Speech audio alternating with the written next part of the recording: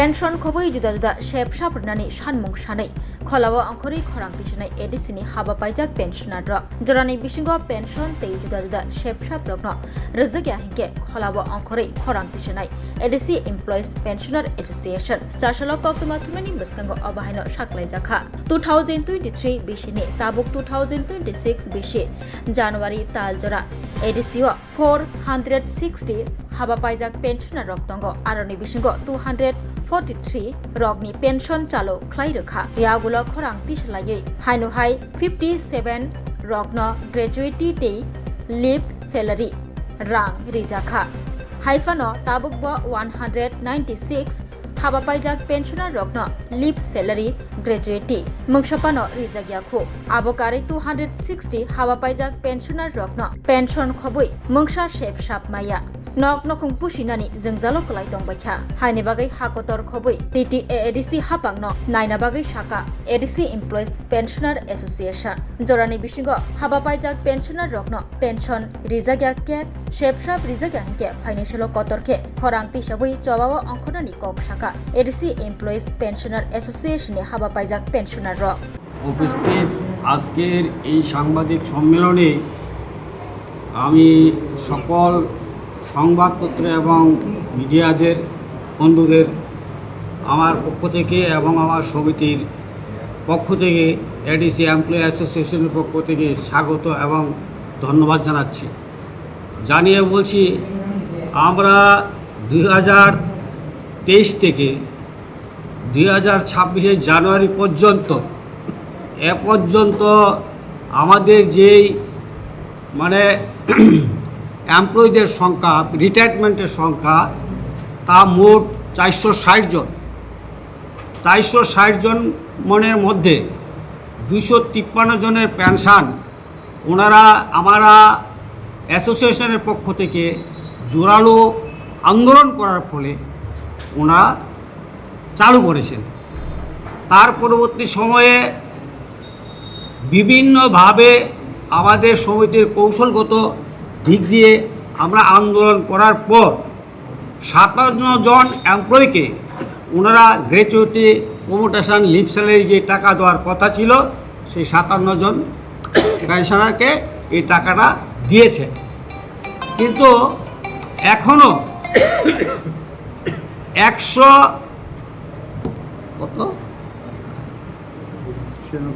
196 জন pension পাচ্ছে, অথচ তাদের যে প্রমোটেশন লিভ স্যালারি এবং গ্র্যাচুইটির টাকার পাওয়ার কথা ছিল সেটা এখনও পাননি। তাছাড়া 260 জন পেনশন হোল্ডার ওনারা কিছুই পাননি, পেনশনও পান নাই, প্রমোটেশনও পান নাই, গ্র্যাচুইটিও পান নাই, লিভ স্যালারি টাকাও পান নাই। এই যে অবস্থা চলছে, এই অবস্থার মধ্য দিয়া আমরা বিভিন্নভাবে আপনাদের মাধ্যমে এবং আমাদের সমিতির তরফ থেকে বিভিন্নভাবে আমরা চেষ্টা করছি যে এই জটিলতাকে কাটিয়ে আমরা যাতে আমাদের পেনশনটা রাজ্য সরকারের যেমন 1 মাস পরে, সেন্ট্রাল সরকারের যেমন এমপ্লয়ি 1 মাস পরে পেনশনটা চালু হয়, সেরকমভাবে এডিসি প্রশাসনও যাতে এই পেনশনটাকে 1 মাসের মধ্যে চালু করে। কিন্তু দেখলাম তার ব্যতিক্রম ঘটছে। এটা ভারতেও এরকম ঘটনা ঘটে নেই।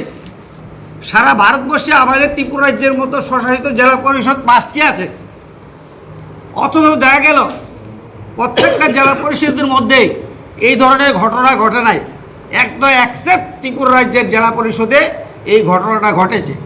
আমরা 60 বছর 61 বছর হওয়ার পর আমরা পেনশনের জন্য তাদের কাছে দৌড়াতে হচ্ছে, আন্দোলন করতে হচ্ছে এবং বিভিন্নভাবে প্রশাসনিক অফিসারের সাথে মিট করতে হচ্ছে।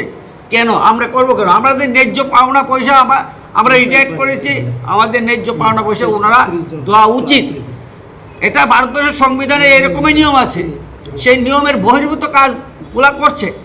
আমরা রাজ্য সরকারের মাধ্যমেও আমরা জানান দিতে চাই এডিসির এই দুরবস্থা থেকে আমাদেরকে পুনরুদ্ধার করে আমাদের মানসিকতাকে সঠিক জায়গায় যাতে থাকে। এই বৃদ্ধ বয়সে আন্দোলন করতে গেলে তো আমাদের শক্তির প্রয়োজন, আমাদের তো সেই শক্তি নেই। সেই জিনিসটা অন্তত বুঝে আমাদের পেনশন যাতে সঠিক সময়ে 1 মাসের মধ্যে যারা পেনশনে যাবেন তাদেরকে 1 মাসের মধ্যে যাতে তাদের পেনশন চালু করা হয়। 2 নম্বর হলো, আমরা দেখলাম ব্যতিক্রম অনেকটাই, যারা পেনশন পেয়েছেন এবং টাকা পয়সা পেয়েছেন তাদের ক্ষেত্রে দেখা গেল এডিসি প্রশাসনের কাছে তার লাইফ সার্টিফিকেট জমা দিতে হয়, কিন্তু রাজ্য সরকারের ক্ষেত্রে সেই লাইফ সার্টিফিকেট যেই ব্যাংকে থেকে পেনশন ড্র করছেন সেখানে ব্যাংকে দেওয়া হয়।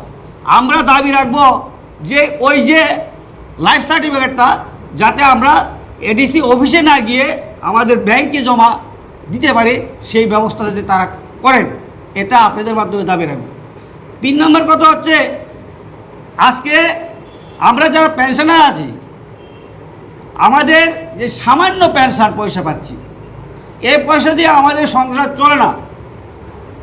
অতএব এখানে শুধুমাত্র আমাদের মেডিকেলের জন্য 500 টাকা ওনারা দিচ্ছেন, সেটা যাতে অন্তত 3 থেকে 5,000 টাকা এই করা হয়, এটা আমাদের দাবি থাকবো রাজ্য সরকারের কাছে।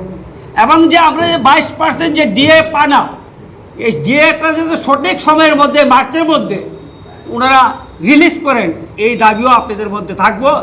এটা আপনারা ওনাদের মাধ্যমে, আপনাদের মাধ্যমে ওনারা যে জানে এই দাবিটা যে আমরা করেছি সেটা সুস্থ ব্যবস্থা যাতে হয়। নতুবা আমরা আগামী দিন, আমরা কিছুদিনের মধ্যে আমরা সিদ্ধান্ত নিব, শুধু আমরা এডিসি এমপ্লয়ি না, যত ত্রিপুরা রাজ্যের পেনশনাররা আছে সমস্ত পেনশনারদেরকে নিয়ে আমরা আগরতলা শহরে জানান দেব কেন এটা হচ্ছে। একজন পেনশন হোল্ডার মিনিমাম 32,000-30,000 টাকা পেনশন পাচ্ছেন, অনেকে 28,000 টাকা পেনশন পাচ্ছেন। ওনার ওষুধের খরচা হচ্ছে কত টাকা? মিনিমাম 15,000 টাকা, 15,000 টাকা, 16,000 টাকা খরচা হয়ে যাচ্ছে। বাকি টাকাতে তাদের ছেলে মেয়েদেরকে সংসার চলে, লালন পালন করতে পারে, লেখাপড়া করা যায়? এরকম তো না। এই জিনিসটা যাতে আর না হয়, এইভাবে যাতে আমাদের দাবি দেওয়া সঠিকভাবে পূরণ করা হয়, এই দাবি থাকবো। আর আগামী দিন এই পেনশন হোল্ডারদের ক্ষেত্রে এডিসি জটিলতা কাটিয়ে একটা সুষ্ঠু সুন্দর একটা স্বাভাবিক একটা প্রশাসন আসুক, যাতে সেখানে এইরকমটা না হয়, এই ঘটনাটা যাতে না হয়। 1 মাসের মধ্যে পেনশন যাওয়ার পরে 1 মাসের মধ্যে তার পেনশন পেতে হবে, লিভ স্যালারির পয়সা পেতে হবে, কমিউটেশনের পয়সা পেতে হবে, গ্র্যাচুইটির পয়সা পেতে হবে। এমনকি 90 দিনের মধ্যে তার যে গ্রুপ ইন্স্যুরেন্স আছে, গ্রুপ ইন্স্যুরেন্সের টাকাগুলো পেতে হবে।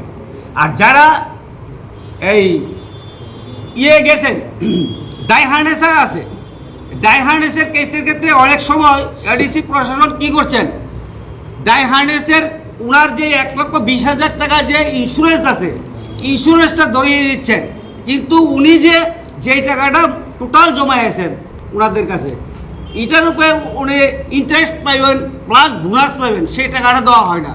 আরও উল্টো কী করছেন, যেটা স্পেশাল পেনশন পাওয়ার কথা সেখানে ওনার ফ্যামিলি পেনশন ধরিয়ে দিচ্ছেন। সেই জায়গাতেও জটিলতা, অনেক জটিলতা আছে।